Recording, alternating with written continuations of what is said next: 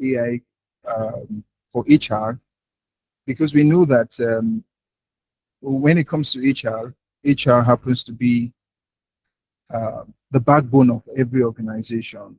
So the thing is this: if the HR team are not getting this right, then the likelihood that other member of the organization getting it right is very slim. So, and that's the reason why my team and I have come up with this series to sort of like throw more light on how the ecosystem work and possible ways that we can stay afloat as human resource management managers, and how we can also leverage some of this technology to do the right thing. Because at the end of the day, we need to ensure that we have the capacity to be able to have conversations with employees. Because part of what is going on right now is that you often see individuals within organization using all manner of tools. Some may be using it ethically, some may be using it just because it's convenient, but sometimes some of these things doesn't really sit well with organizational culture. And sometimes, in fact, what I've realized is that some of us don't really have the idea of the kind of conversation to be having. So the goal of this series is to give us that broader idea, the kind of knowledge that is required, the kind of certifications that we can go for, the kind of conversations we should be having within the workspace, and the reasons why we have invited one of the leaders in the HR space to speak with us today. So the way this is going to work is, before I introduce the speaker, if you have any questions, please just, if you have questions, document it. You can also drop your questions in the comments segment of the chat. Along the way, we'll see how we can respond to all of those questions. So I think I can confirm that our speaker is right on the call. So what I will do is just do a bit of introduction about our speaker, so that to also give our time to settle in, and so we can proceed into the session proper.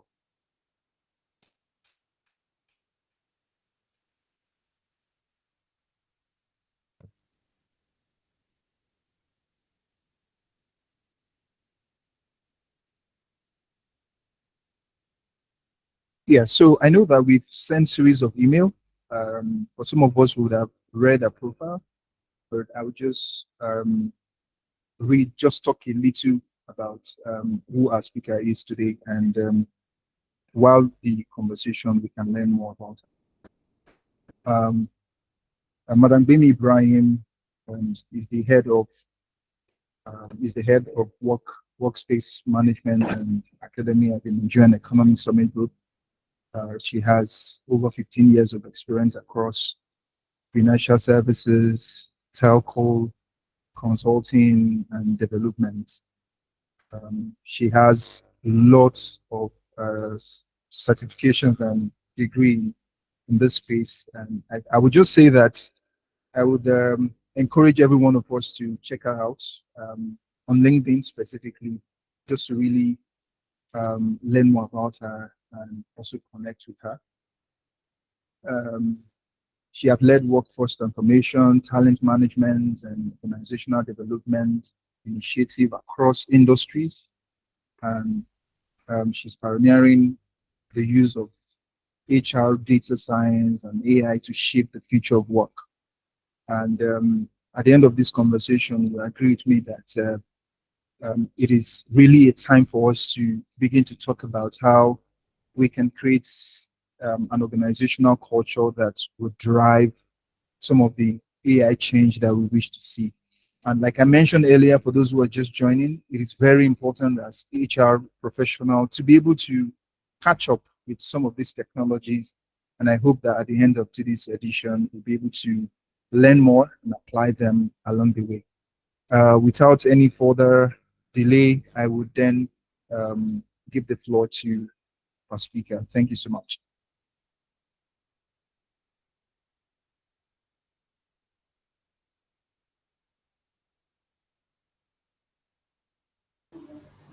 Thank you. Thank you so much, Noah. Thank you, everyone, for having me.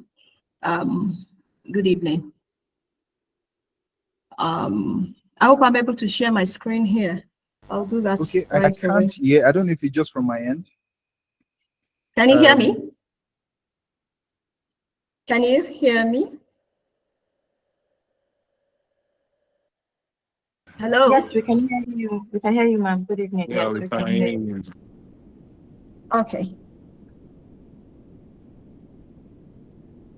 Okay, so I'm going to share my screen. Thank you for having me. And we get straight into the conversation. It's almost 6 already, and I know we have till 7:30.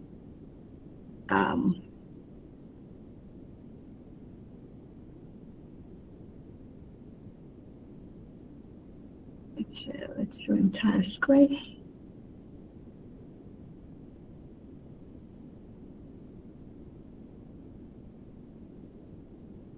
Can you view my screen? Not yet. Hello, Not can yet. you see my, not yet? Okay. Okay, as soon as you're able to, please let me know.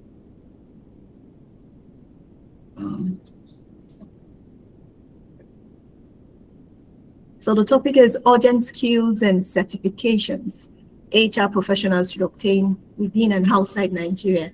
You see, when I saw this topic, I was like, okay, we need to put it in proper context for it to make sense, a lot of sense to people. Is my screen up now? Okay, we can't see the screen. If you can just share the file with me, let me see if I can share from my end. Okay, let me send to you via WhatsApp. I think it'll be faster that way.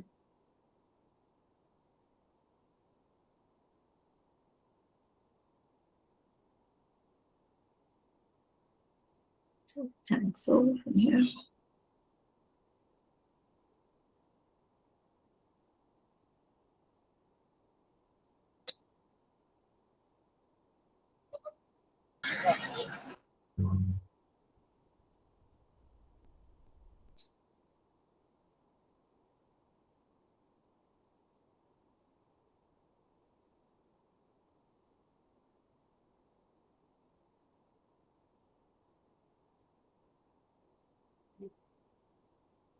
Okay, I've sent it to you. So I'll just start speaking to it so that we don't keep people waiting for too long. So the agenda that I have for today is to discuss first the future of work and its implication for HR.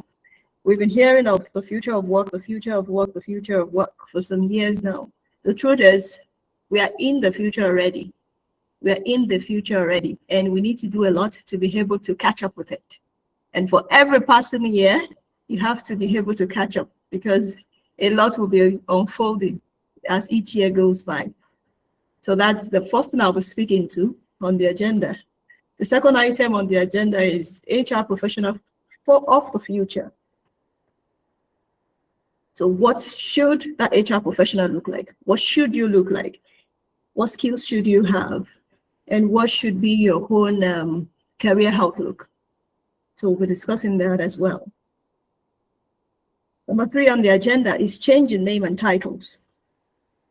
For you to even know what you want, it's important that you know what obtains now, what is needed, how the different roles are being named across the globe so that you know what you're applying for. You might have the skill, you might have all the competencies required, but you may not know that that is the same job role that you think that you can do or that you should be applying for. So we will be discussing changing name and titles. Item 4 is career path. What are the possible career paths that you can take? And then the levels of HR practice before we now start to talk about certifications and all that.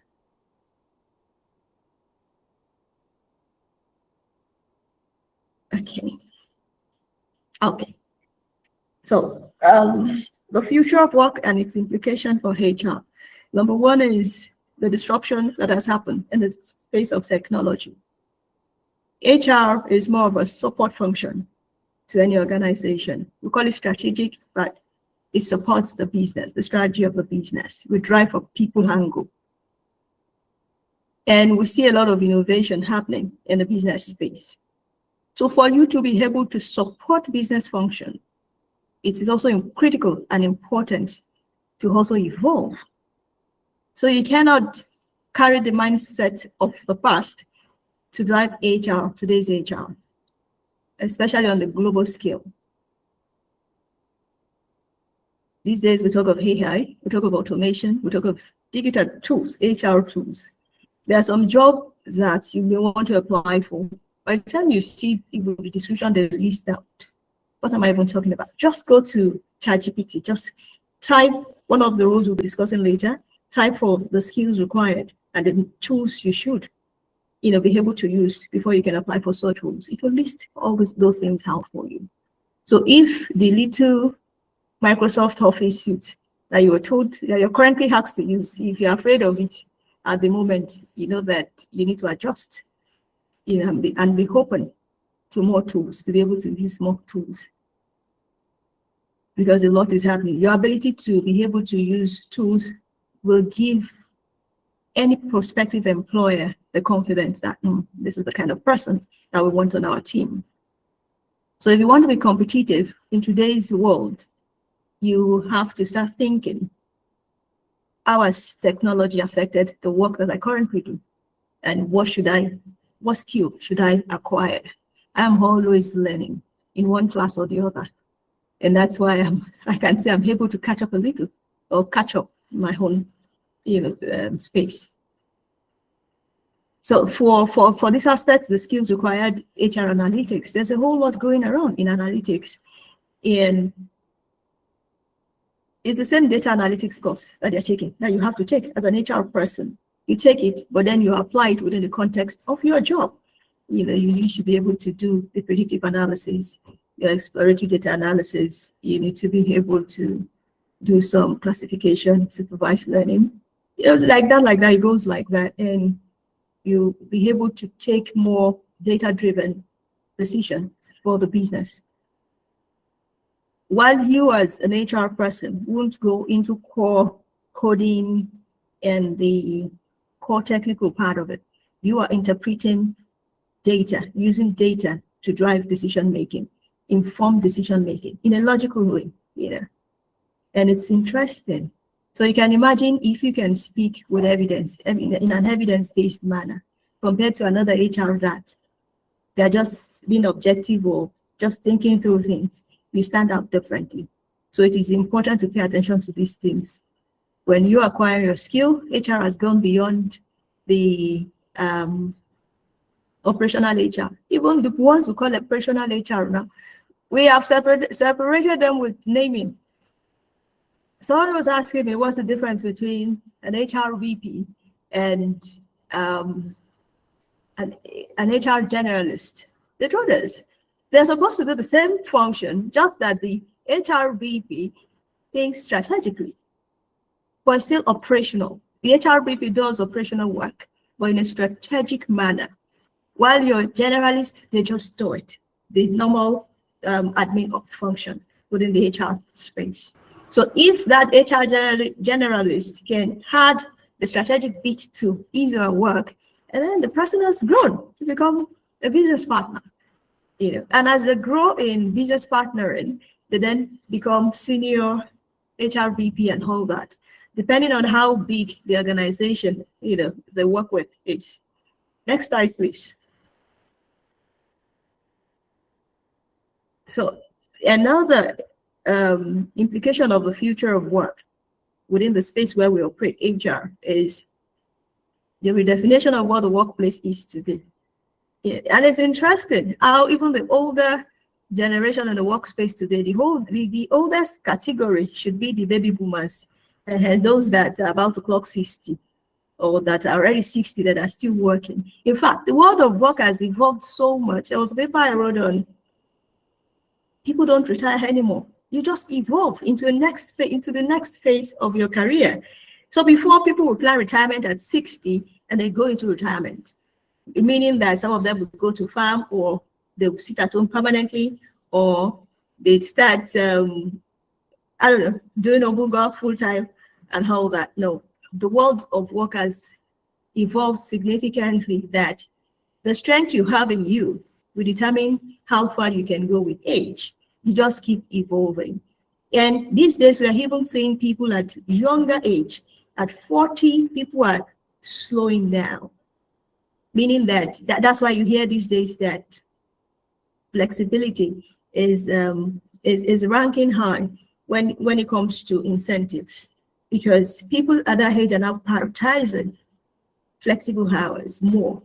And as they grow more older, they prioritize flexible hours more, because as you increase in skill, especially in technical skills, for any employer to value you or to keep you, for any employer to keep you, they need to be able to offer you flexibility. That's it. That's the way it works. So that's why you see, for the very high technical roles in the world today, check any JD out there, you will see that most of those roles are hybrid roles. In fact, more hybrid than in-person, more remote requirement than in-person requirement for such roles. Why some of them are full-time remote work.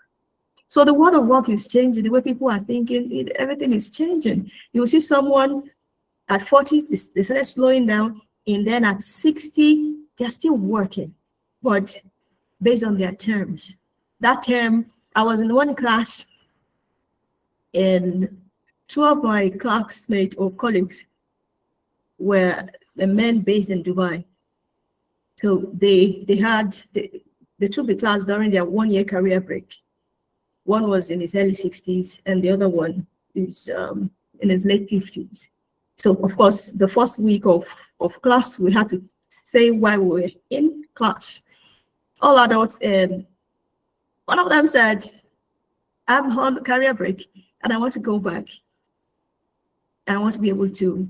Money wasn't the motivation at that point, because I think they have more than enough money for themselves, but they just need to keep being relevant. And that's why he was in class. And the other one too, that he wants to be able to have meaningful conversations with his children that are also in the same space, their space. And that's why he just wants to continue working. Yeah. And you have other people that are still on a day job, like I am, also at that program, planning for the future as well. So the world of work has changed. The way we used to think of it, it's no longer the way it is on the global scale as it is. In big companies, in multinational companies, in international companies, there's a lot of focus on employee experience, even customer experience, employee experience. There's a lot of focus on experience. So even as we are pushing AI, the human element has not been thrown away. So there's a lot of emphasis that is being placed on experience, be it employee experience or customer experience or consumer experience. So you cannot take that away. So if you're going to function within the HR space, you need to be able to function have a mindset of looking at people from an experience point of view. So if you are the HR manager or the HR staff working in an organization, how do you contribute to ensuring that the people have a good experience, or the kind of experience that will boost the business, to match the strategy that they've defined for the business? And to have all this, you just have to learn it. You have to relearn. For some of you that have stayed a while, in the space, it's even easier for those that are just entering. But for those that have stayed a while in the space, you have to now start relearning or learning new things. You might have done a lot of certifications in the past, but you have to now take new ones for you to be able to function in today's environment. Yeah, so there's a shift from place of work, I've mentioned this, to the ecosystem of work. Now we hear of people talking of co-working spaces. You can check for yourself at your free time. you will see that there are some jobs, very well paying jobs, that will even pay you, to work remotely. Apart from your salary, you have allowance for your home space, for your home workspace. You have allowance for setup and maintenance allowance for that your home office. Yeah, so the world of work has changed. So the skills here, you need modern policies, understand modern policies. How will you know modern policies if you've not studied them? Okay, someone is saying the screen is no more displaying, but I can still see it from here. Check your internet. I can still see the screen from my hand here. Okay. How do you get exposed to what policies are globally? Learn. How do you learn? The most reliable way to learn these days is take certifications, join professional bodies, solid professional bodies, where you get updates regularly. You get to know what's happening in the world. You get to be in a network of knowledgeable people. Yeah, it's very recommended. I highly recommend that. And also, it's important to learn collaboration tools and work tools that are available today. I know that there are quite a lot of them. But your ability to use one or two tells me, if I see a CV and you can use ClickUp, I know that most likely you'll be able to use Basecamp. But that you cannot use one at all, it's not so good. So even if it is one or two that relates to the work you do, learn, how to use tools for your work. Also collaboration tools like every platform now has one collaboration tool or the other. We have Slack, we have Microsoft Teams, we have Google Teams as well. We have quite a number of them. ClickUp, is both project management and a collaboration tool. Basecamp is also, project management and collaboration tool. Just know how to use those tools. And thankfully, you have these days, even if you don't have money to pay for a program, you can go on YouTube, at least you have data. Go on YouTube, learn. It's more difficult to learn on YouTube. Excuse me. It's more difficult to learn on YouTube because it's not structured learning. So that's the difference between paying for a program and learning by yourself. Learning by yourself on YouTube would mean that you then have to design it yourself. Arrange, okay, if I learn through this link, day 1, day 2, I go to this link, day 3, I learn in this manner. But in a paid program, they would have helped you to define how learning should go, in a manner that you will not feel overwhelmed, and in a manner that you'll be able to apply the knowledge that you have garnered. Next slide, please. Okay, another implication of the future of work for HR is what we call DIV. The whole goal is belonging. There's no how you talk of employee experience and you will leave out belonging. And you cannot arrive at belonging if you neglect DEI, that's diversity, equity, and inclusion. It's a big space on its own. It's a big field on its own entirely. And these areas that we're pointing out this evening are the areas that will make you very competitive, highly competitive, if you consider garnering knowledge in this space, in these areas. Don't let anybody tell you that if you're not in the project management field, or you're not in data field, or you're not a business analyst, you cannot get jobs. You can get jobs even within HR space. Just ensure that you have the skill that the world is demanding. You have the skill that modern day employers need. So DIB is critical, it's important. You cannot arrive at good score in employee experience if you do not pay attention to this area. There are a lot of training courses in this area as well. You cannot finish up a certification or renew your certification without having had some points, learning points in this area. And HR is expected to lead inclusion strategies. Of course, when we talk of belonging, we're talking of people. And anything people strategies, people management, that is HR, leading in those areas. And these days we say the world is a global village. So when we talk of global mobility, borderless talent pool, you should be ready. Now you're HR. You're also HR that needs job, right? So you should be aware of what is obtainable. You should be aware of what best practices should be. So if in your current place of work at 5 o'clock, people are still sending emails, at 8 a.m. on a Saturday, Sunday, you are still sending emails, just know in your mind that that practice is good for your workplace only. I'm not saying stop it if it is allowed in your workplace, but have it, know that you cannot say that is general practice or standard practice, or try it elsewhere. If you're looking for a job and you send the recruiter an email at past 5 p.m., it speaks a lot about you, about your understanding of work-life balance, about your understanding of many things. So that's why you have all these tools now.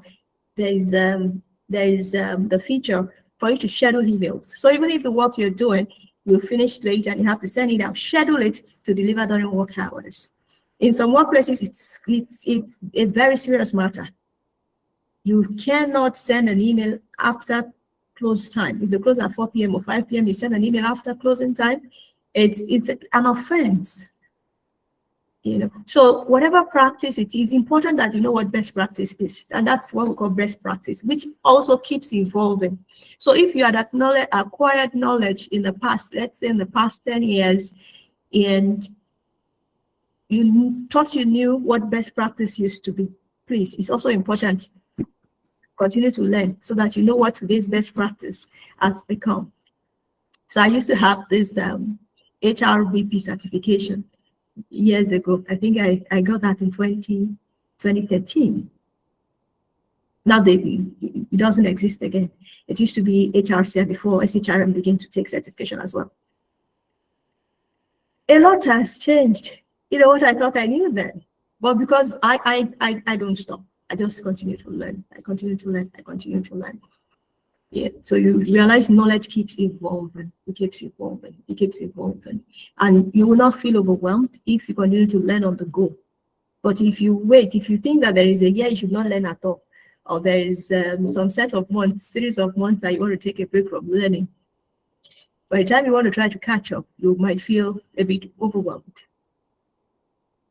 Ethical practices is also very important in HR. It's a broad feed on its own. There's no how you will take all this certification. There's no how you will take all the certifications and you will not learn in these areas.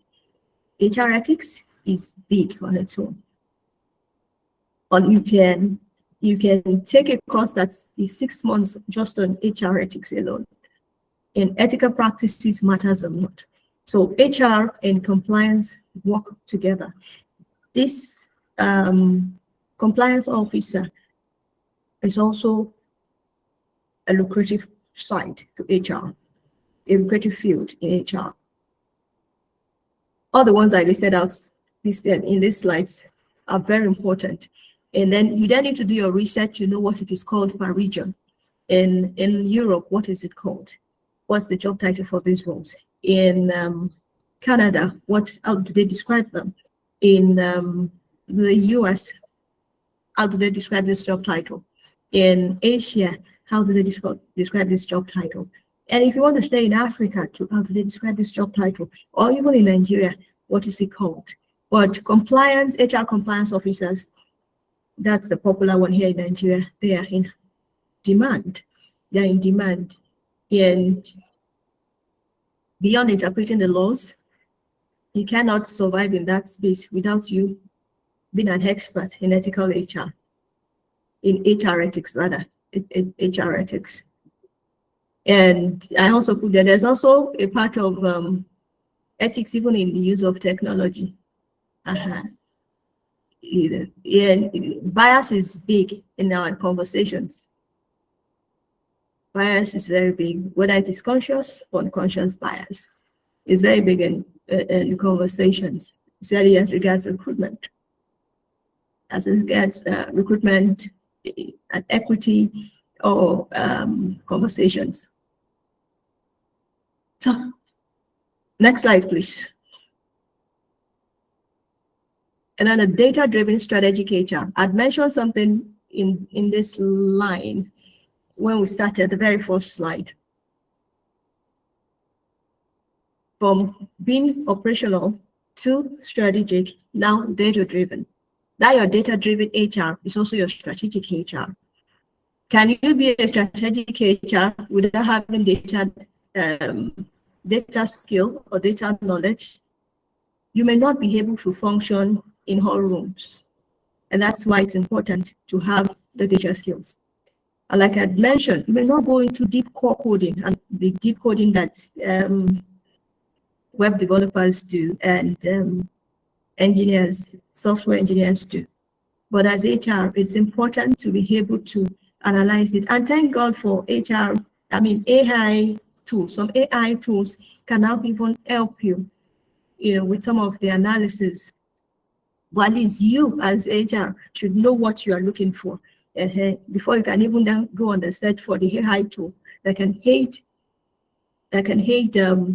the work that you want it to do. So please pay attention to it. HR analytics, there are lots of courses out there that you can enroll in. And if you settle for certification, some of these are referenced in such a way that you will be compelled to acquire the necessary knowledge before you can complete your certification. And you never can tell the doors that will open to you because of the skills that you've taken your time to acquire. So the use of people analytics guide, workforce planning, guides retention, guides engagement.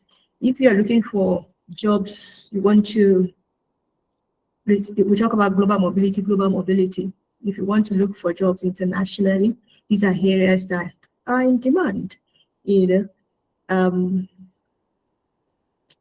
the truth is, why would they want to hire you, an international talent, when they if it's just to do operational work, when they could as well hire somebody or hire a local, within their space. So what you should aspire for is to have that skill that some other people will be laid back about. Yeah. And in the future of work, these are the skills that are hot, that are in demand. And as people are saying, there are no jobs, we see how people that are switching jobs the way they like. Why? Because they have the skills that the market needs. Yeah. Next slide, please. Still discussing the future of work and the implication for HR. We talk of well-being and the human element. I hinted on this earlier that even as we emphasize AI, technology, and all that, we still cannot throw away the human side. If you use AI to solve, or you think you want to use AI to solve recruitment bias problems or issues, you still need human element there. Human makes AI efficient, let me say that way, and vice versa. AI makes human efficient as well. It makes your work faster. Maybe what would have taken you a week to churn out, with AI, you can churn it out in 3 hours or 2 hours. But you still need to be able to guide it. You still need to be able to, fine-tune your answers. And speaking of well-being, this is where we talk about corporate wellness. We talk about HSC. There are lots of certification on corporate wellness and HSC as well. These are areas that are in high demand everywhere, internationally as well, be it in Nigeria or internationally. So if you want to go in this direction, these are areas you can major on. You can just pick one of these areas, broad areas, and major in one of them and ensure you have knowledge, all the knowledge that if anybody throws any question at you in this field, you should be able to respond. There is certification called Corporate Wellness Specialist. There are loads of them like that. So that way you can function in the office of the wellness expert for an organization. Different region, different areas, different countries, they have the way they name these job titles. But are they in demand? Yes, they're in demand at the moment. Yeah, so next slide, please.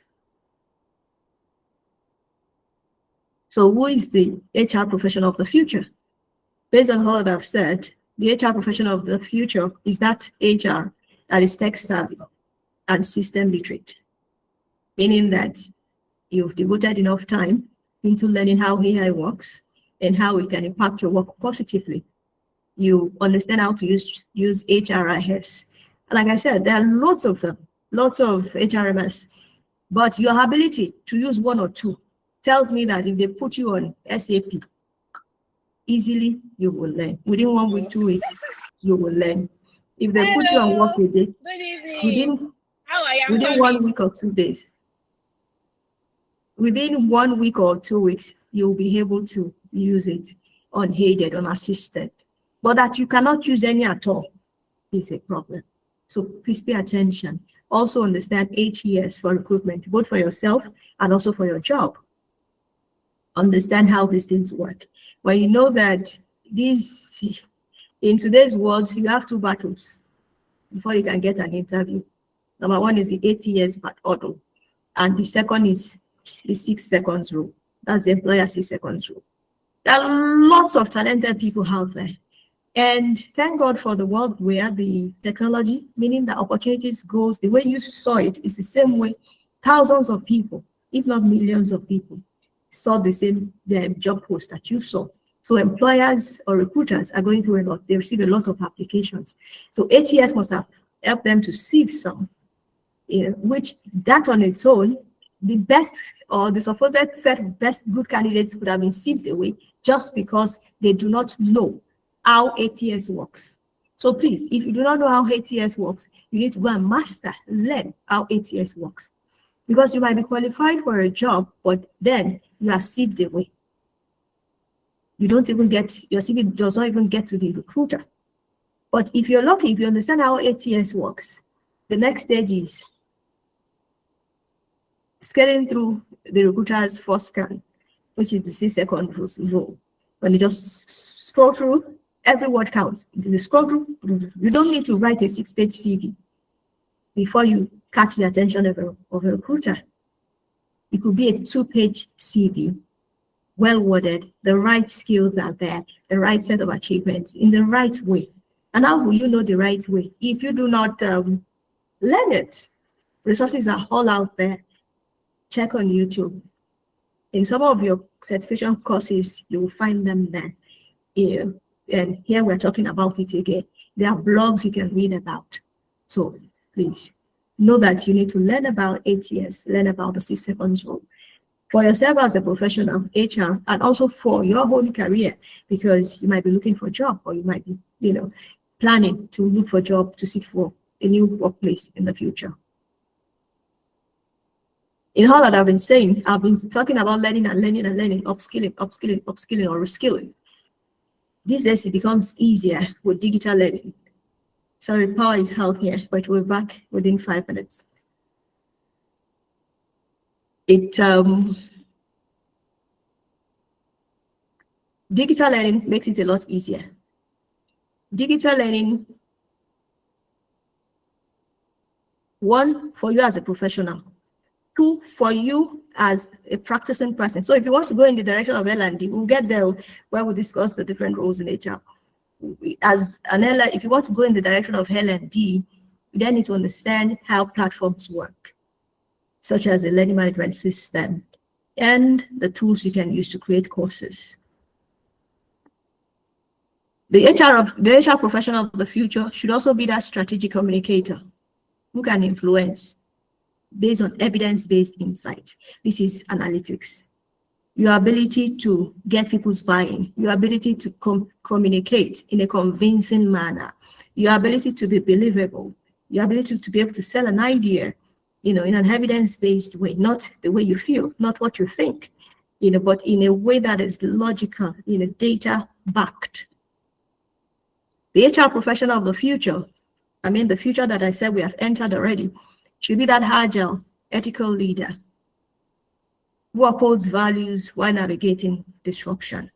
Whether we like it or not, we will continue to experience disruption. People are continuing to think outside the box. Some people are even throwing away the box. We are in an age where even traditional workspace is I don't want to say at risk, because it will continue to remain though, but you see young people, or even people that are not so young, that are making what they had never made in an office outside of traditional work in the most convenient manner. Some will tell you they work 1 hour a day and is how much they've earned. Yeah, some of those people, they're not lying.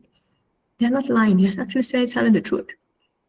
So the world is evolving. It has evolved significantly, and it will continue to evolve.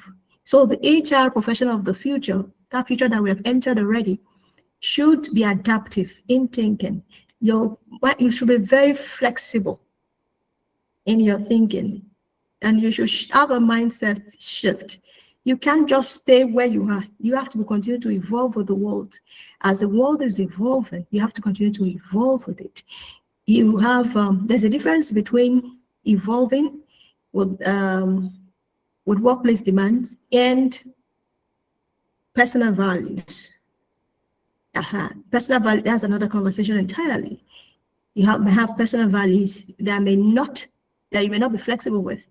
But when it comes to surviving in the work environment, surviving in the labor market or in the job market, or surviving in, let's call it the earning market now. Yeah, because some people don't leave their houses. Some people, their house is on the beach and they're earning more than you that you go to work every day. So let's call it the earning market. You have to, for you to survive, you have to be adaptive. You have to be adaptive in your thinking. So, and the last point here is that the HR of today, the HR professional of today, must have that global mindset. Yes, you cannot remain a local champion. And if I say that you cannot remain a local champion, it doesn't mean you have to work outside of your local country. You can be in your local country, in this context, Nigeria, but still think globally. It's very important. That is how you will be delivering value at a rate where you will not be easily dismissible where you are, where you'll be bringing value on the go. And yeah, you have all it takes. You have all it takes to be visible in the global village that the world has become. So, and the topic is certification, the skills you need to acquire. What certifications will help you do in this regard is that it opens you up to the kind of networks you need as well to have this kind of global mindset.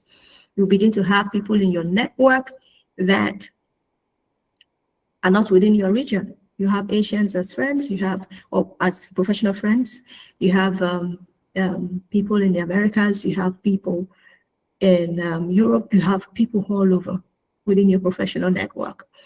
At that point, you're operating at knowledge level. And it also boosts your confidence as an individual. You realize that when it comes to the knowledge economy, where you operate from doesn't really matter. It is what you know, because it is what you know that will propel you further.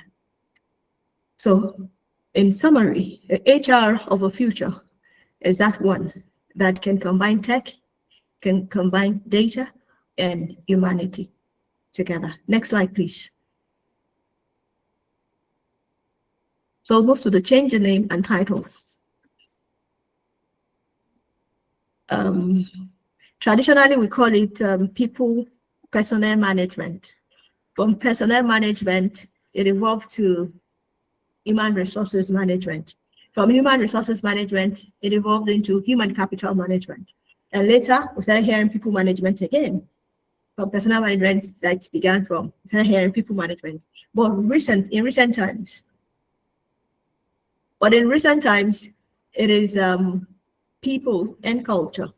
So you will see some job roles, HR roles, but the department, the reporting line will be people and culture. You might see reporting to maybe director of people and culture, or reporting to these people and culture. So it's important that you note that the department in most multinationals or international organizations is now called people and culture, because employee experience matters a lot. Next slide, please. And the titles, now we're going to the roles and titles. And like I had mentioned earlier, it's important to check out or do your research of how the titles are named in the region you are looking out for work. In Africa, in fact, even within Africa, the way it is labeled in East Africa is different from the way it's labeled in the West. And if you want to look outside Africa, check out for how it has been named. But there are some that are generic. So the ones that are pulled out here are the generic ones. So for the strategic roles, you see titles like Chief People Officer, titles like Chief Human Capital Officer, the title like VP, People and Culture, Director of People Strategy, Head of People Employee Experience, HR Business Partner, and then you can have like Senior HR Business Partner, and it goes on like that. Then depending on the structure of the organization, they can then have an extension to it, Senior HR Business, and then they put the name of the division in front of it, depending on the way the organization has been designed. But these are popular roles that you will see. For people analytics role, you will see Head of People Analytics, you see People Data Scientists, you see HR Data Scientists. These are high-paying roles. These are roles that are in demand. You see Workforce Planning and Analytics Manager. You see People Insight Lead. You see Talent Intelligence Manager. For digital HR and technology focused roles, you hear of roles like HR Technology Manager. You hear of HRIS Specialist, your Digital HR Systems Lead. You have HR Automation and AI Specialist. You have People Operations Manager. You have HR Digital Transformation Lead. So these are common titles that are in demand. And for employee experience and engagement, common titles will find her Employee Experience Manager. These are high roles, these are senior roles. Head of People and Culture, Engagement and Wellbeing Specialist, your Diversity, Equity, Inclusion and Belonging Lead, your Workspace Cultural Designer. These are titles. I put this out here for you to know that you have a lot to play with within the HR space. You don't have to pivot, except you feel like pivoting. You don't have to go and become another person or you don't have to toe another career line outside HR for you to be in demand. You can be in demand even within HR, but you just have to know what is obtainable and acquire the right skills and competencies. That's why I put all of these out. All these roles are always in demand on a global scale, whether it's Europe, whether it's in Americas, whether it's in EMEA or APAC, they're always in demand. Next slide, please. Yeah, and for talent development and learning is another field entirely. We have roles like Learning Experience Designer, Digital Learning Specialist, Leadership Development Partner, Talent Development Strategist, Career Pathways and Mobility Manager. And for specialist roles, we can then have Head of Remote Work, Hybrid Work Specialist. These people, they are in demand in environments where they prioritize hybrid and remote work. And I tell you, a lot of organizations, international organizations, they prioritize that. There are some that they only meet physically 4 times a year, 3 times a year, some even once a year, meaning that they do most of their work remote. So they hire someone like Head of Remote Work, hybrid and work space specialist, and they have a lot of work to do. But you need to understand what the role entails and what is required for you to be able to fit in. Employee Wellbeing and Resilience Officer. We have Future of Work Consultant. We have Organizational Effectiveness Lead. We have People Sustainability Manager. There is an aspect of ESG for organizations to thrive today. They have to be ESG compliant. And HR plays a significant role in driving ESG compliance. We play a very significant role in driving ESG compliance. So I put all these roles out here for you to know that there's a lot of possibilities other than HR officer, HR advisor, HR generalist, HR manager, HR director that we are used to here. The world has a lot to offer you. You don't have to run how to become a business analyst. You can be one, even within the HR space.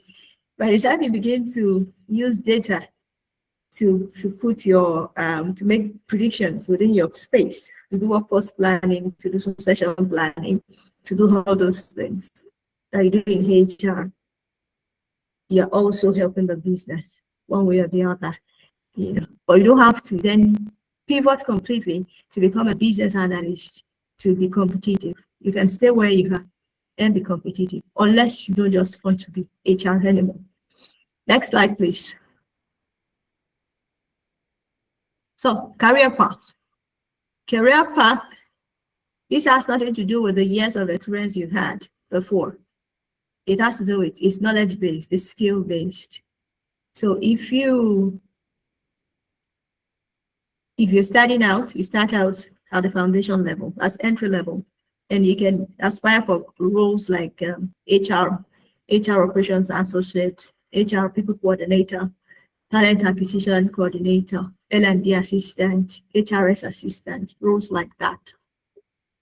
For mid-level, specialist role, advisory role, you have your business partner there. You have employee experience specialist, and all the other roles are listed before, but it will then have specialists at the end of it, or advisor at the end of it. But in most of the regions, they will use a specialist. But locally, you can hear more of advisor.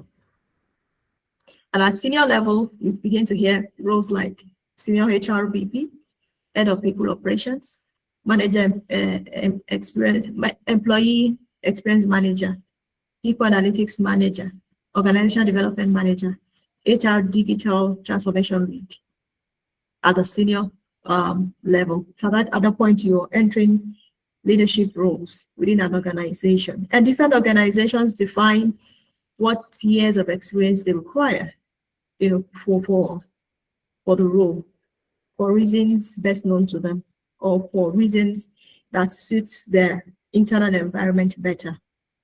And the next level is the director level. As the HR, they can have an enterprise kind of level overview of an organization. And then you hear them have the director in front of them. And for some very large corporations or organizations, they might even have more than one HR director, depending on the role. So you can have a director that is in charge of employee experience. You can have a director in charge of learning and development. You can have a director in charge of people analytics. You can have a director in charge of workforce strategy and the likes. So depending on the size of the organization, depending on how complex or huge the structure of the organization is, and their staff strength as well.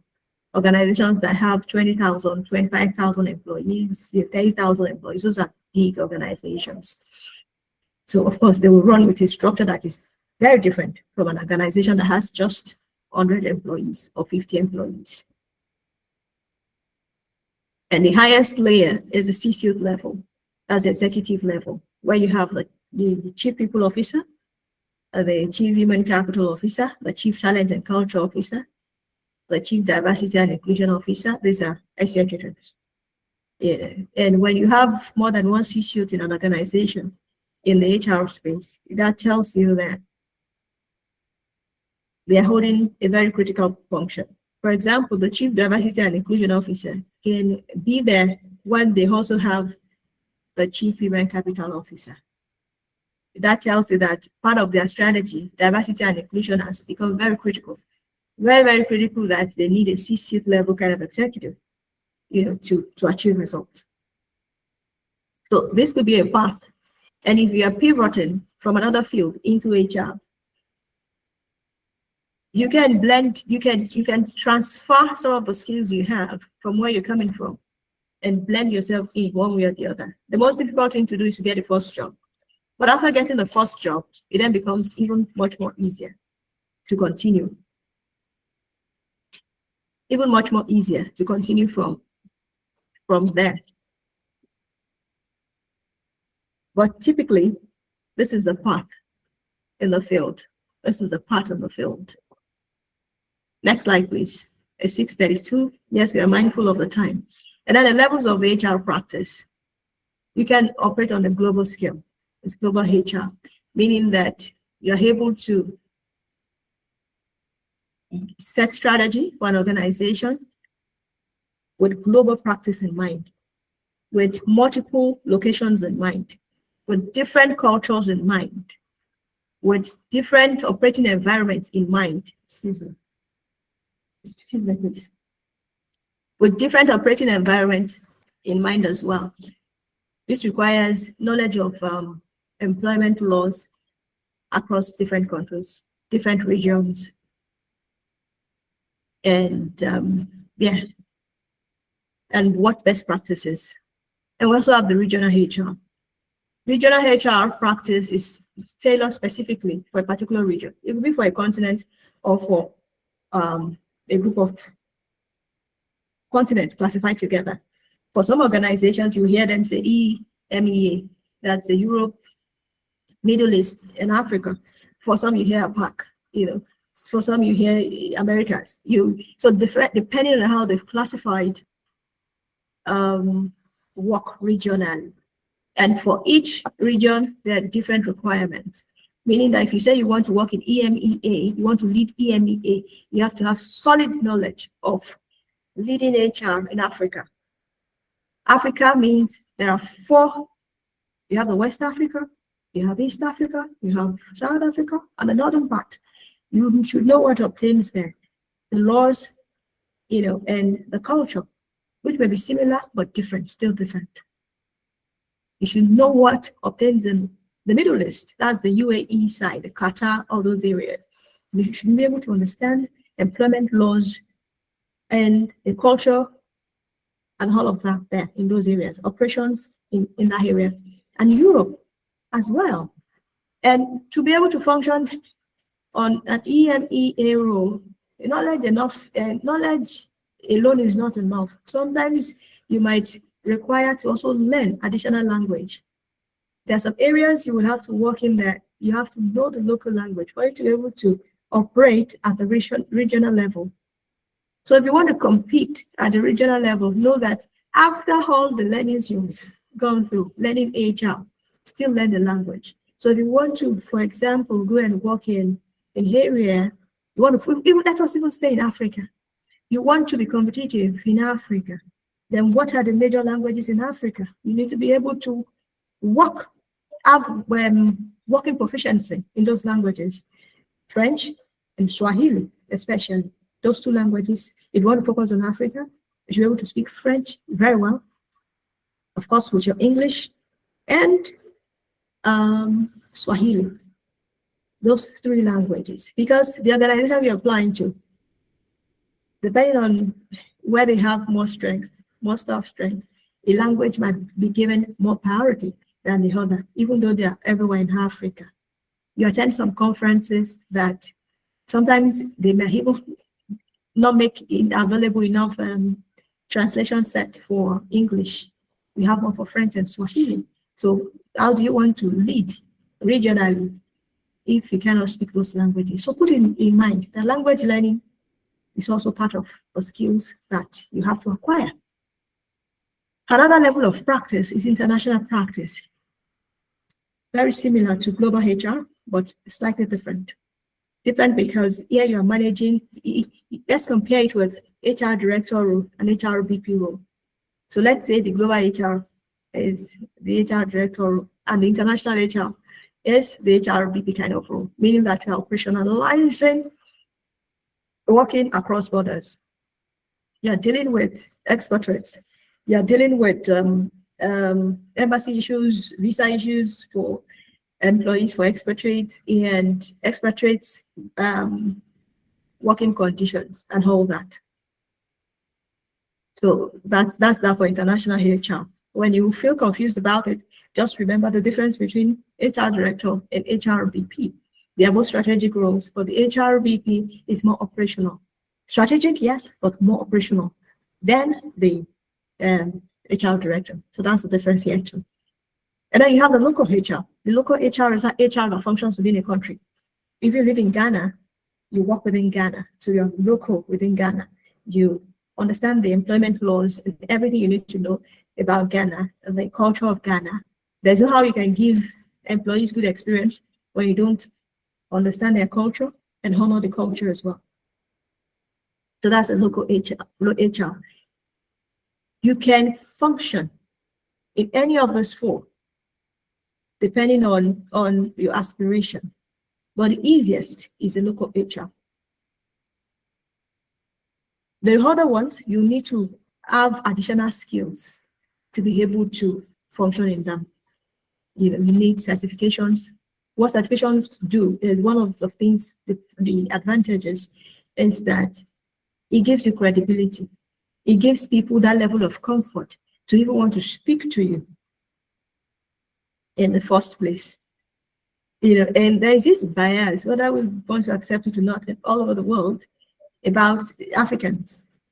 The fact that you bear an African name, it's already like a -1 for you, right? Whether we want to accept it or not.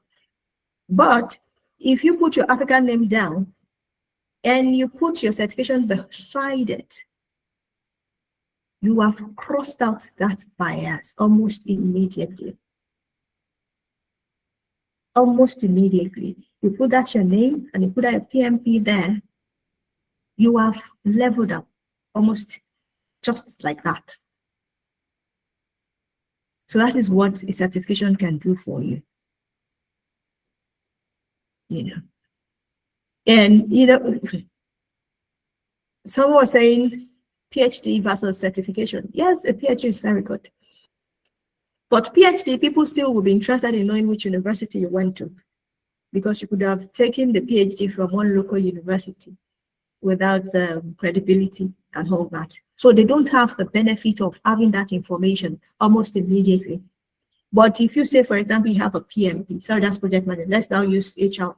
You have, let's say CIPD, or you have CIPM, or you have CPHR, or you have SHRM CP or SHRM SCP. They don't need any other evidence apart from verifying, which of course at certain level you won't lie. Whether the person is from America and you are from Ghana, you put your name, you have SHRM SCP. In terms of body of knowledge, exposure, you are the same. You are the same.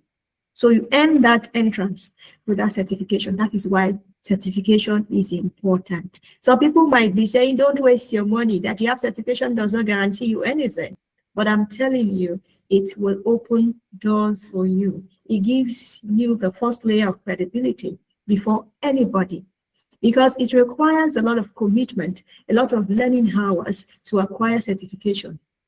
Resources, you have to put in your money, your time, and then your learning hours. You sacrifice to do it. That already tells me something about you, that you're interested in learning and that you're willing to commit to it. That tells any recruiter something about you, about your interest in continuous professional development. And that's the kind of person any organization, any good organization will want, any non-toxic organization will want to have, right? So please, it's important. Next slide, please. Okay, so what's next? Let's now go into the certifications. I would advise that you start from where you are. Take the local certification first. If you operate from Nigeria, yes, we have our CIPM. We have our CIPM is a very good body within Nigeria. And it will also give a leverage internationally too. We have people doing very well in CIPM. If you are in Ghana, join the local body in Ghana first. And then to expand knowledge, you can now begin to explore, depending on your level, depending on what you can access. You can take the HRCI exams. HRCI has exams such as PHR. They have exams such as the GPHR. You can check their website. And besides certification, you also have learning programs you take people through.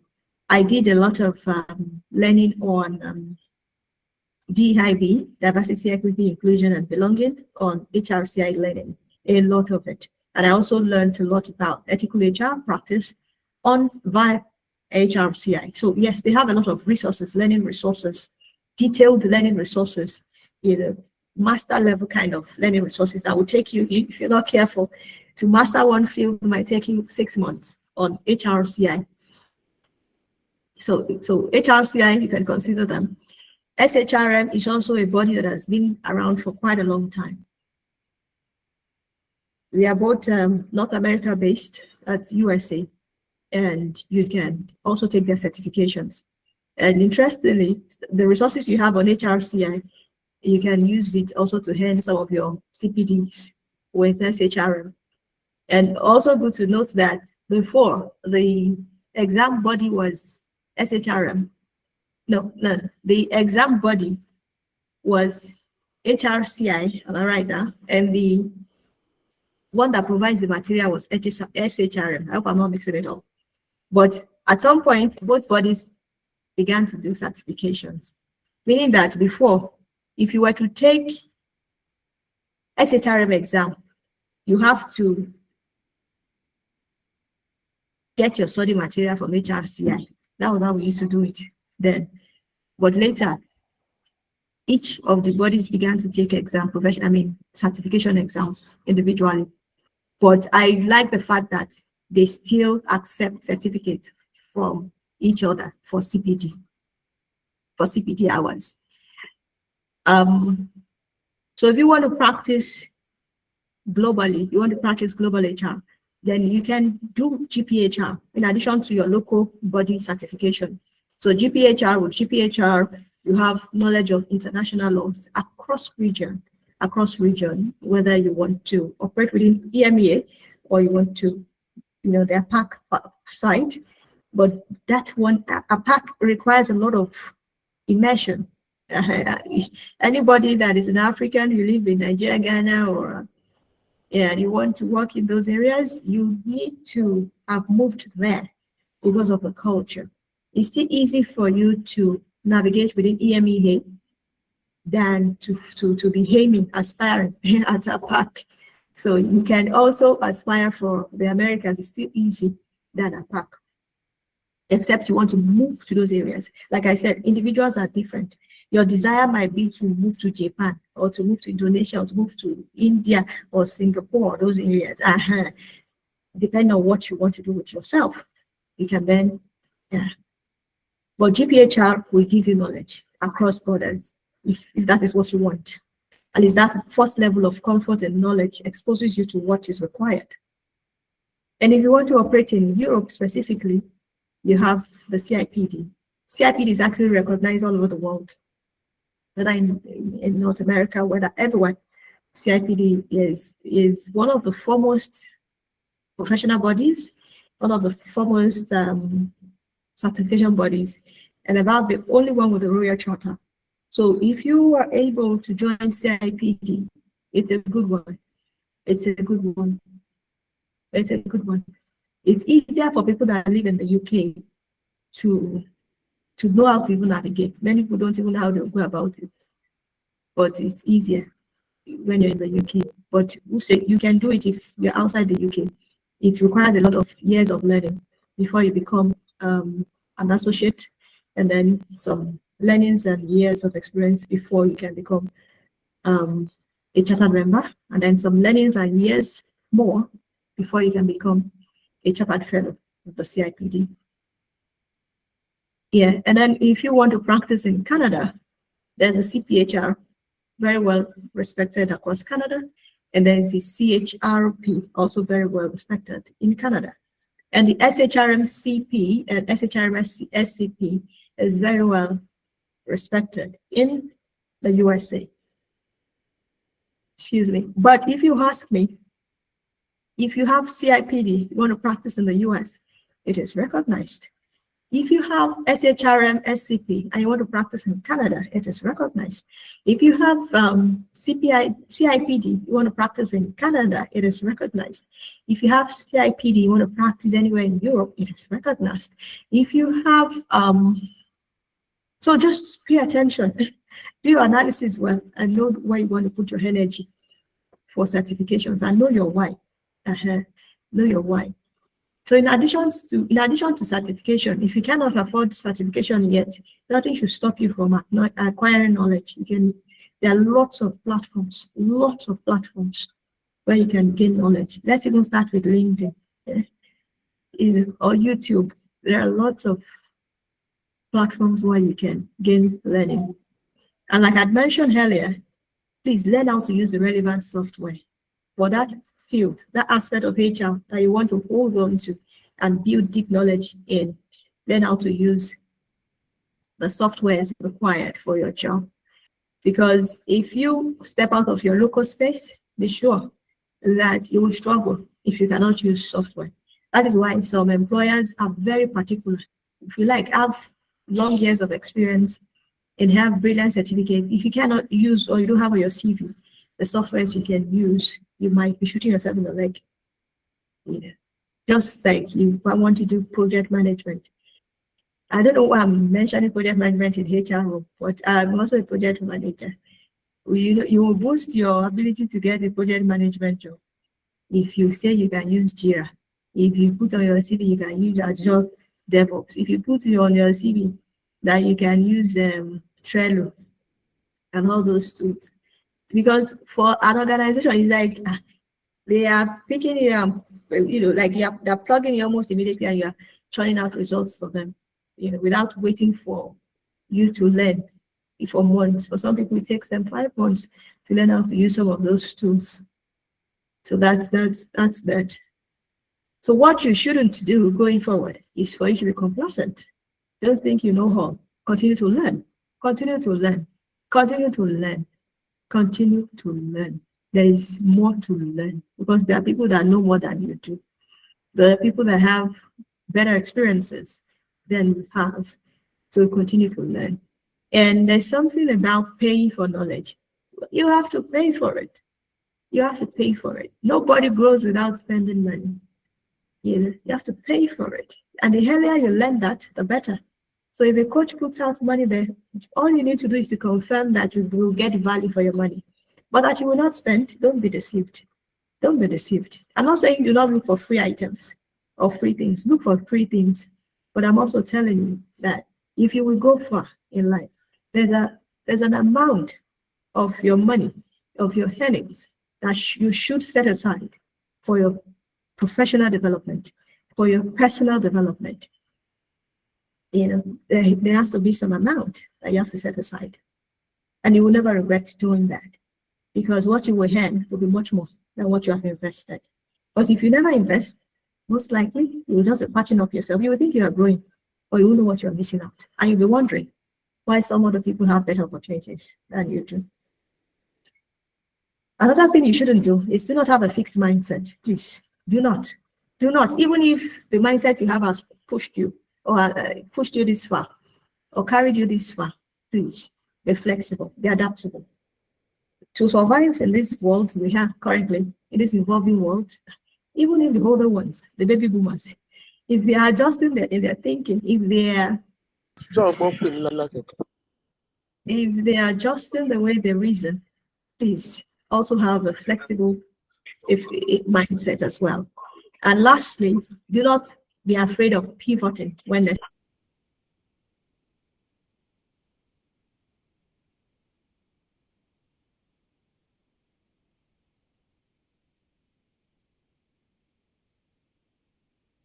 Sorry, Ma, you're muted. If you can unmute, you're muted. Sorry. Okay.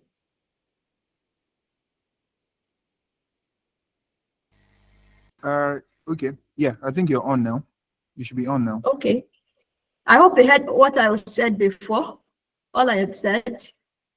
Oh, yeah. Do not we heard complacent. everything. Do not have a fixed mindset. Okay. And the last one is do not be afraid of pivoting when necessary. Please pivot when necessary. Nobody is too old to start in a new path. And every skill you acquire is never wasted. Even in that field you're going into, it can be transferred. But do not, if money is what you are looking for, do not pivot away from HR because of money. Because within HR, you can also make money. But there are other reasons why people pivot. So if you've analyzed your own reason and it falls within the other reason, please do not be afraid to pivot when necessary. Acquire the necessary skills. It might mean that maybe you've been on the senior leadership role. It might mean you might need to step down a bit into specialist roles or step down even into entry-level roles. But trust me, you'll pick faster because the other skills you require that are non-technical to do well in a workplace, you've most likely acquired it in your long years of working. Next slide, please. I think this should be the last slide. Yes. So now, thank you for listening to me. It's 6:52. I will take question and answers. I'll take questions and respond to you. I hope it's been worth your time. Thank you so much. Thank you so much. So let's give some reaction, please. Let's react. I think I never knew AI. The HR is this broad, to be honest. But I think I've picked so many things out of this and really want to thank you for this knowledge. So at this point, we're going to take just two persons. The first two persons to raise their hands up, that's what we're going to do. But the rest, you can drop your comments in the comment segment. We're going to try as much as we can to read that. So I'm just going to do mini to pick the random people that will be talking to us today. So please just ensure that you go straight to the point. Tell us your name. Once I call you to introduce yourself, just tell us who you are and go straight to the point so that we can save time. Okay, I am going to go with, let's hear from Ruth.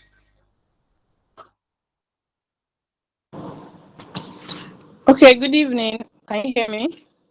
Yes, we can. We can hear you. Go ahead. Okay, good evening. My name is Ruth Edet, and I want to thank you for the program. I really enjoyed the whole session. Just like you said, I never knew that HR program is very broad. And one of the things that stood out to me was what you said about submitting applications. I have this impulse submission that anytime I see application, no matter the time, I'll just click submit.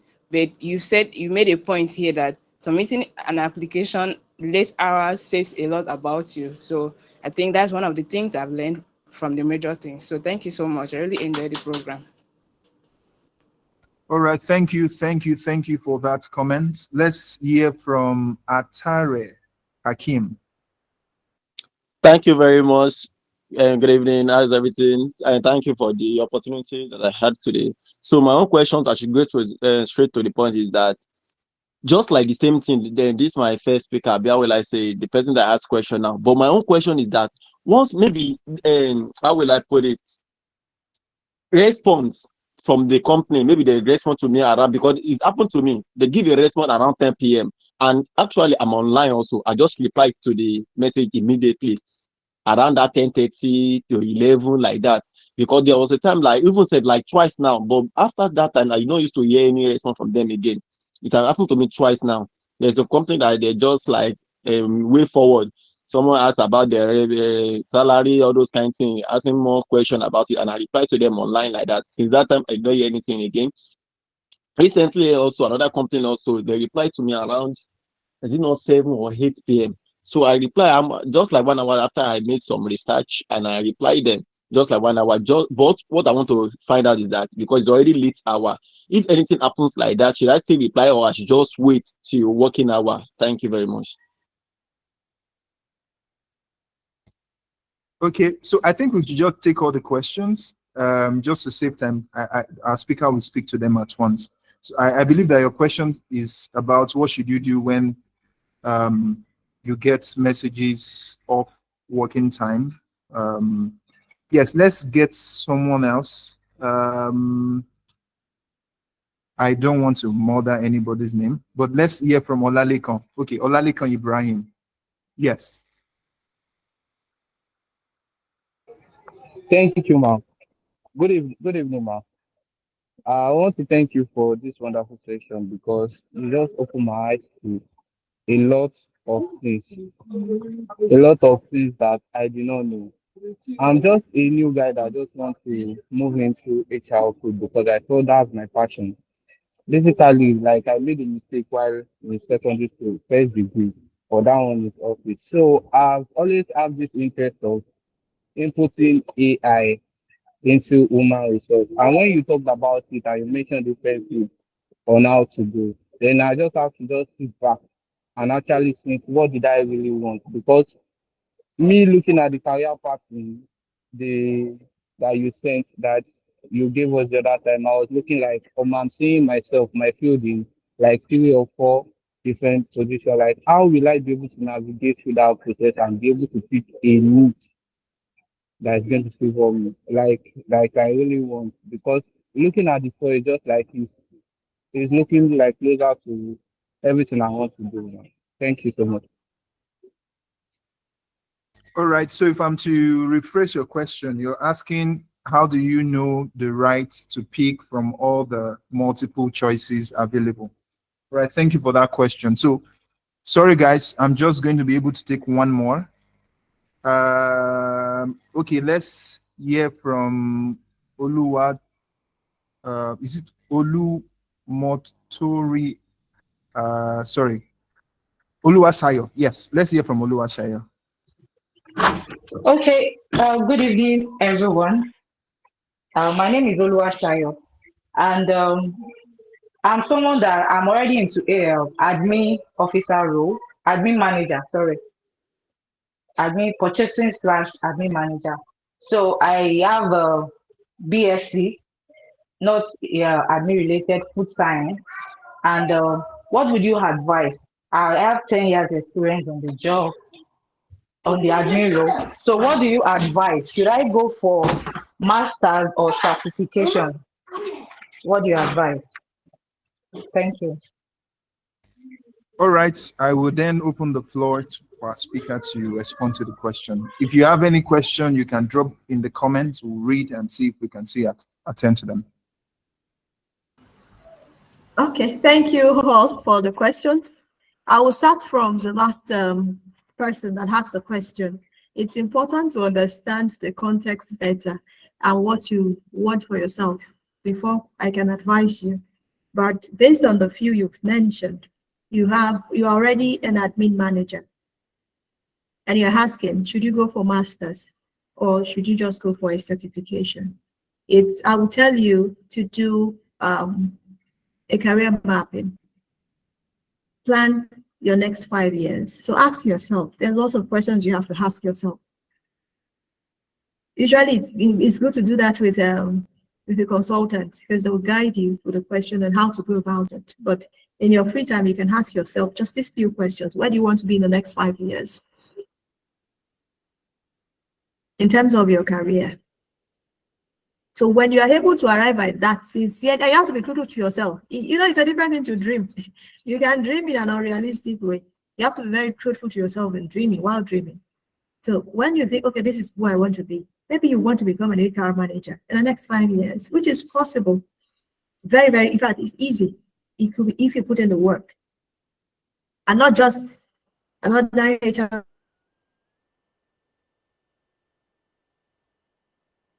manager. You want to be an HR manager in a multinational organization. It is possible in the next 5 years for you. But it depends on what. Or you just want to be an HSC a specialist, which is also a very good place to enter, field to enter. You know, it gives you a lot of opportunities everywhere in the world. They are in demand. It depends on what you want. So whatever it is you want, we now decide if it is certification you should prioritize or a master's degree. Because whichever road you want to take, you need knowledge, you know, to guide you every step of that on that road. But like I said, certifications for me, I don't take them for granted, because they are practical ways of you gaining experience, knowledge, like on the go. Your life will change. If you register enroll for one now, by the time you're done, beyond you passing exams, you are the one that know what you want to. Beyond you just passing exams, you will know what to do next, so that you can apply the knowledge. For example, when I realized that I do a lot of project management in my day life, apart from being an HR manager, I thought it wise to take a PMP. That was 3 years ago. And I took the PMP exam.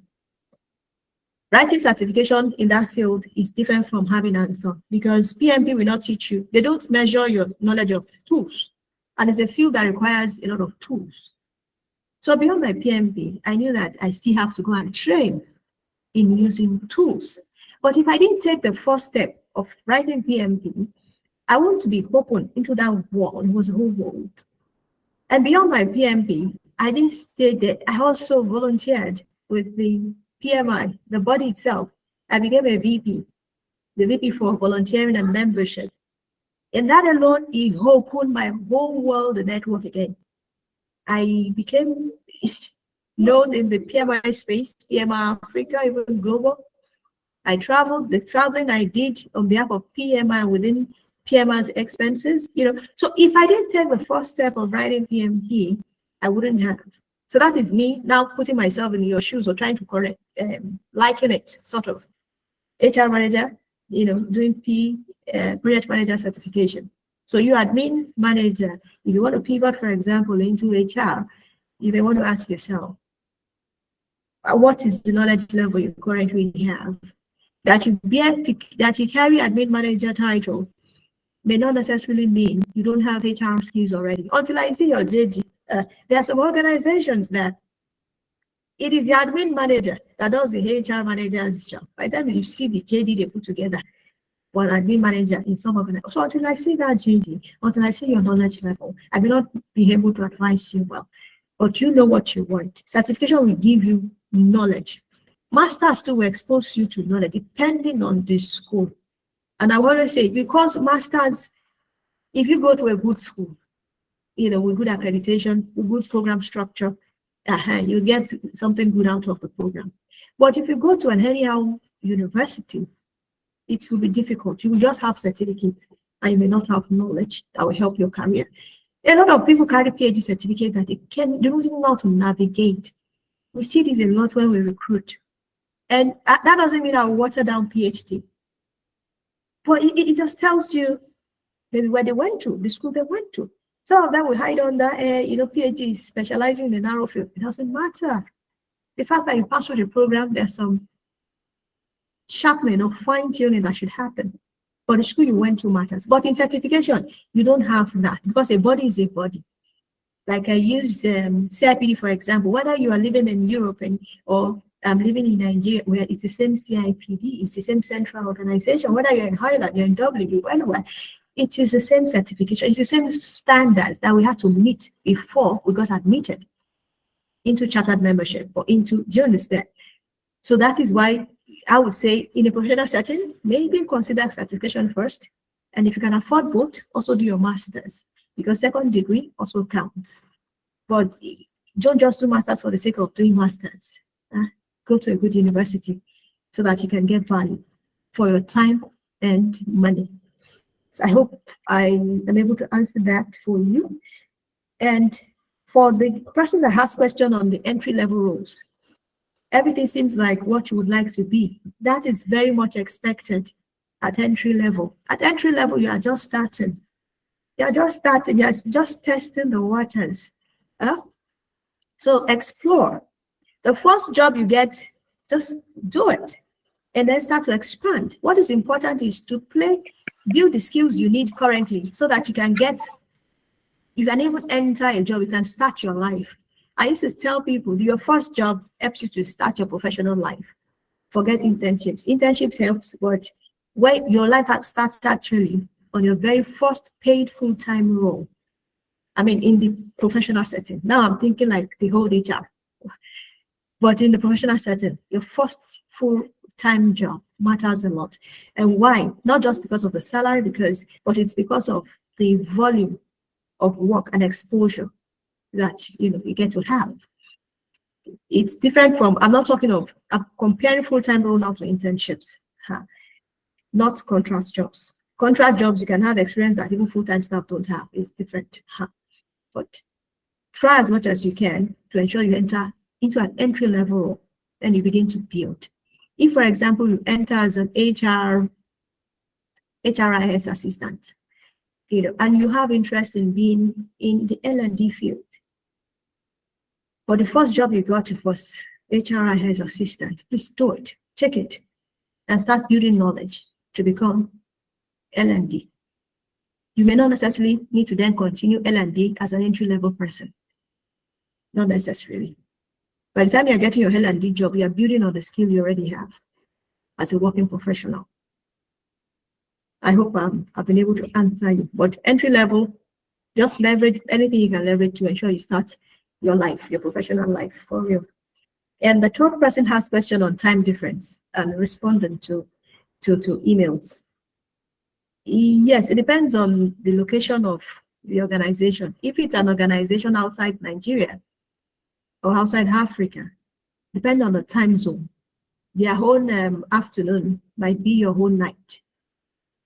For example, when I want to talk to some friends in some regions, there's a way I just place it in my head. Evening time here will be the time they will be inside office. And that's the time I message them or call them. So it depends. So your whole evening of our time might be the office time. So just know the time, understand the time difference. But if you run the same time difference and they send you an email at 10 p.m., please respond not immediately. Respond the next day. Respond the next day. It might even be a test on you. You know, the professional thing to do is to respond during work hour. So understand the time difference. Otherwise, you will be sending a wrong message to an employer. They have not employed you. The message to you at 11 p.m.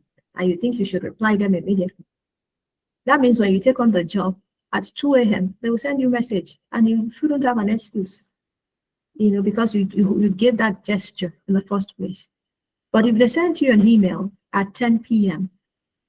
and it delivered in your mailbox and you reply to it 8 a.m. the next day, you've not done anything wrong. So I think that answers that. Yeah, so I think I've been able to answer the 3 questions. Yes. Thank you so much. Let's just do some reactions. We really appreciate all the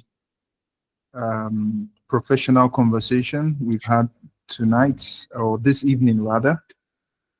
So I think the next layer of this conversation is more or less, I would like to encourage everyone on this very call to check out our speaker on LinkedIn. I'm just about to show it on our screen right now.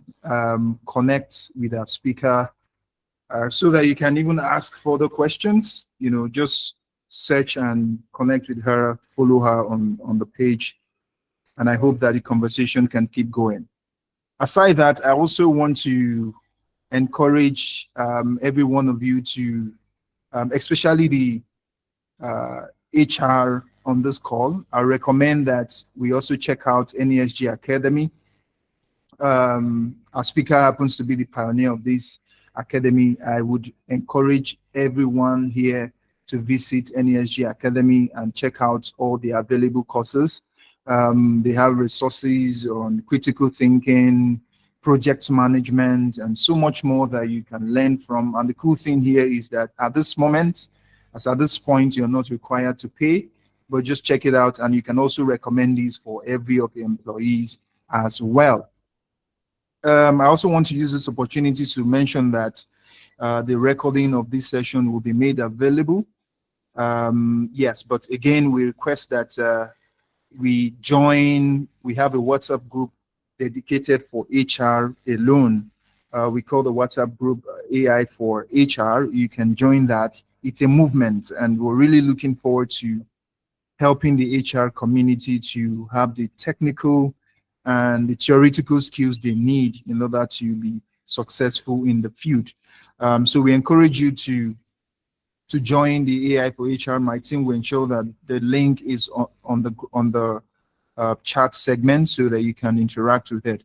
And also we have other AI conversation. I host AI playbook on a weekly basis where we churn out resources and also helpful tip on how people can do better.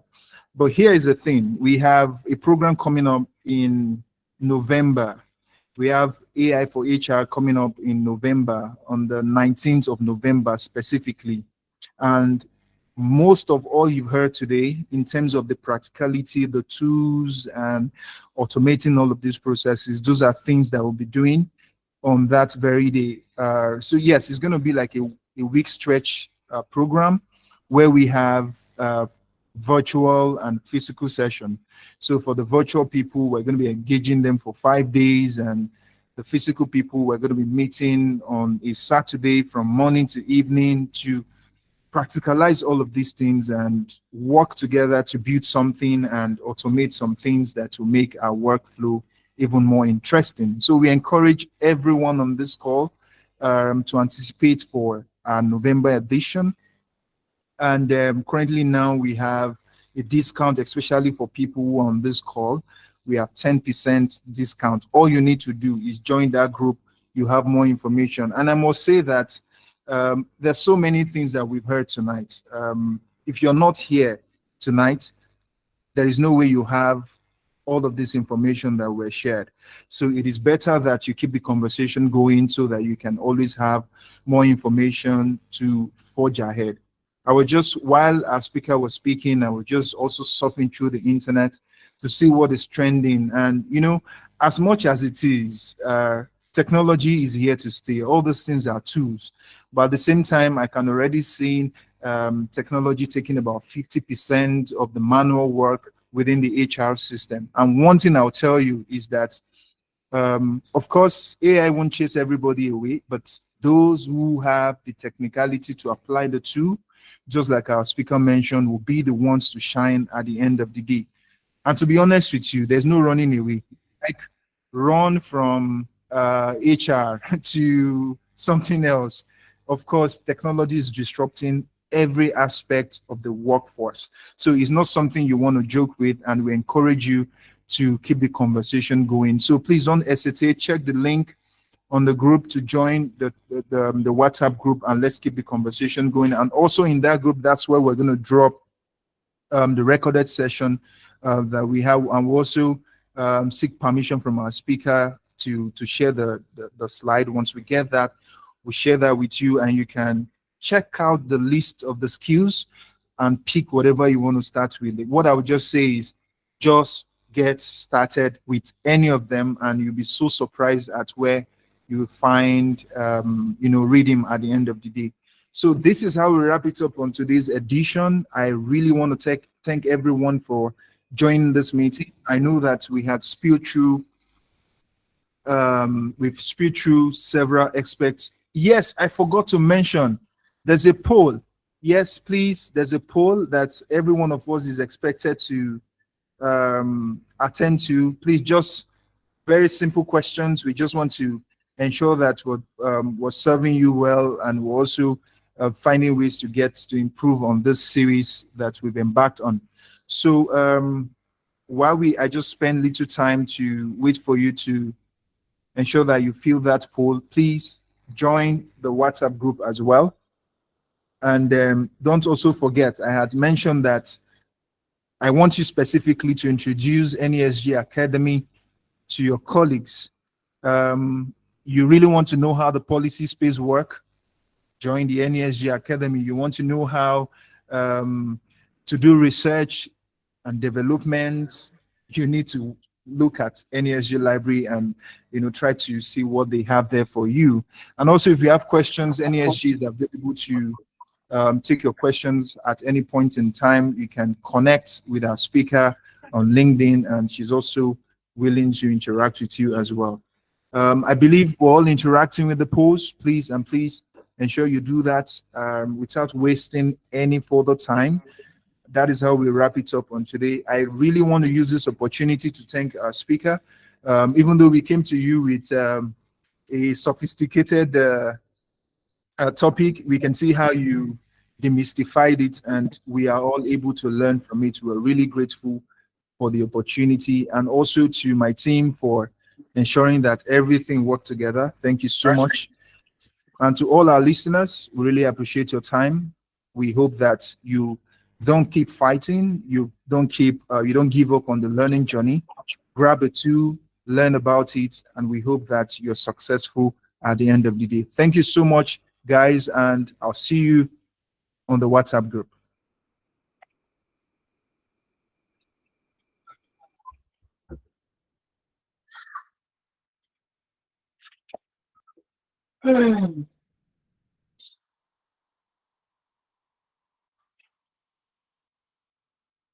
Meeting ó ti tán. Now I can rest.